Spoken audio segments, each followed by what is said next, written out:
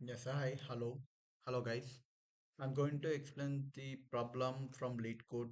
The problem name is twosome. Okay తెలుగులోనే explain చేస్తా. ఇక్కడ twosome ఏ ప్రాబ్లం అయినా డిఎస్ఏ ప్రాబ్లం సాల్వ్ చేయడానికి ఫస్ట్ లాజికల్ థింకింగ్ ఉంటే సరిపోతుంది. లాంగ్వేజ్ అనేది సింటాక్స్ గుర్తుంచుకోవాలి అంతే సరిపోతుంది. ఓకే అండ్ బుక్ పెన్ పక్కా యూజ్ చేయాలి.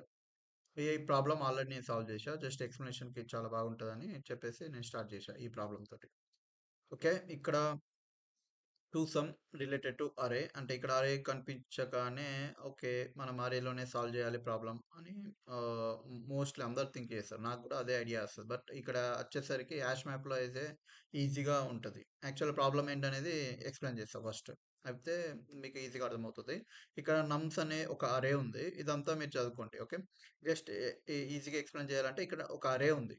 ఆ అరేలో టూ ఎలిమెంట్స్ ఏ ఎలిమెంట్స్ అయినా ఎక్కడి నుంచి ఏ ఇండెక్స్ అయినా డిఫరెంట్ ఇండెక్సెస్ అయినా ఐ మీన్ ఆ రెండు ఎలిమెంట్స్ సమ్ చేస్తే ఈక్వల్ టు టార్గెట్ అవ్వాలి.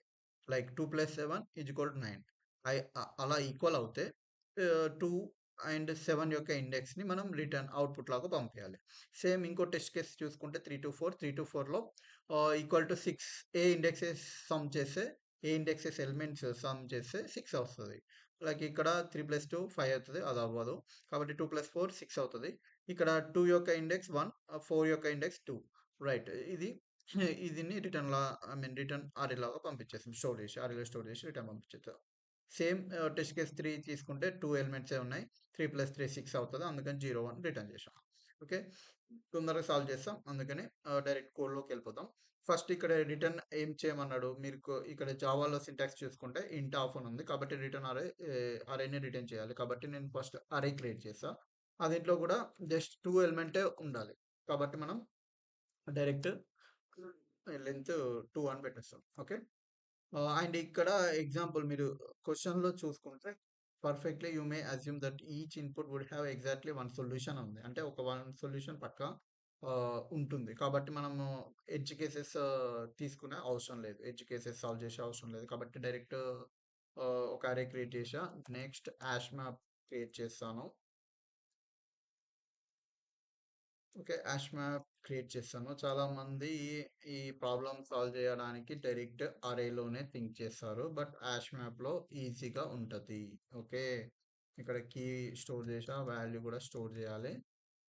ఓకే మనం మ్యాప్ తీసుకుంటున్నాం. మ్యాప్ కీ వాల్యూ పేర్స్ అది మీకు తెలుసు. ఒకవేళ యాష్ మ్యాప్ గురించి తెలియకపోతే ఒకసారి చూడండి. అదే పైథాన్లో అయితే మ్యాప్ అని ఉంటుంది.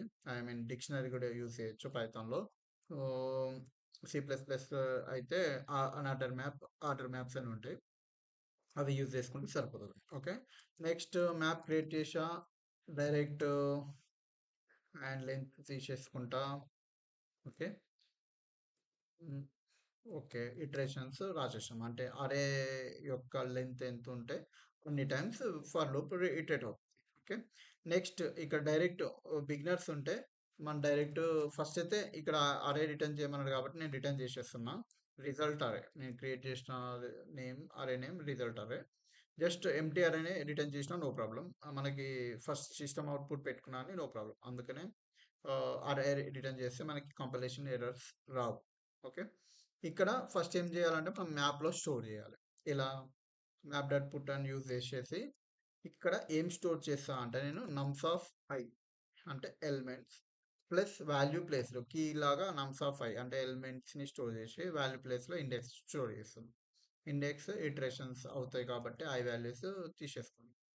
ఇక్కడ కరెక్ట్ అవుట్పుట్ వస్తుందా లేదా మనం చెక్ చేసుకోవచ్చు. బిగినర్స్ అంటే ఫస్ట్ ప్రాబ్లమ్ ఏం చూడకుండా సాల్వ్ చేయాలి అని అనుకునే వాళ్ళకి అవసరం లేదు.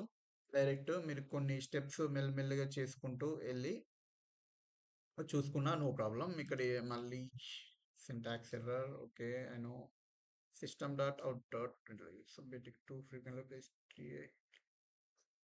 ఓకే జస్ట్ వెయిట్ ఇక్కడ వచ్చింది. కీ వాల్యూ పేరు లాగా స్టోర్ అయింది. లైక్ 2 అనేది 0 ఇండెక్స్లో ఉంది, 7 అనేది 1 ఇండెక్స్లో ఉంది. ఆ ఇండెక్స్ వైజ్గా స్టోర్ చేశాను. 11 2 15 3 ఇండెక్స్ అలా స్టోర్ చేశాను. ఓకే ఇప్పుడు వచ్చేసరికి నెక్స్ట్ మ్యాప్లో ఫస్ట్ టార్గెట్ ఉంది కదా, టార్గెట్ మైనస్ ఎలిమెంట్ చేస్తే ఏమొస్తుంది రిమైన్ నమ్. అంటే ఇక్కడ 2 ఇండెక్సెస్ కనుక్కోవాలి, రైట్? అంటే ఏ 2 ఎలిమెంట్స్ సమ్ చేస్తే ఈక్వల్ టు టార్గెట్ అవ్వాలి. కాబట్టి నేనేం చేస్తాను అంటే రివర్స్ టార్గెట్ మైనస్ ఎలిమెంట్ తీసేస్తాను. అంటే లైక్ టార్గెట్ 9 ఉంది. 9 మైనస్ 2 ఏమవుతది? 7 అవుతది. ఆ 7 ఈ మ్యాప్‌లో ఎక్కడైనా ఉందా అని చెక్ చేశాను. Like map dot contains key అంటే దాంట్లో ఉంటే మెంబర్‌షిప్ చెక్ లాగా పైథాన్‌లో అయితే మెంబర్‌షిప్ చెక్ ఉంటది. Like map num dot in map అని ఇట్లా నమ్ ఇన్ మ్యాప్ అని రాసేసుకోవచ్చు. అలా రాసుకోవచ్చు. రిమైన్ నమ్ ఇన్ మ్యాప్ అని. బట్ ఇక్కడికొచ్చేసరికి contains key of remain num. Okay. Remain num పెట్టేసాను. ఇక్కడ ఒకవేళ ఉంటే లోపలకి ఐ మీన్ ఇఫ్ లోపలికి ఆ బ్లాక్‌లోకి వెళ్ళిపోతది. ఇక్కడ ఏం చేయాలి అంటే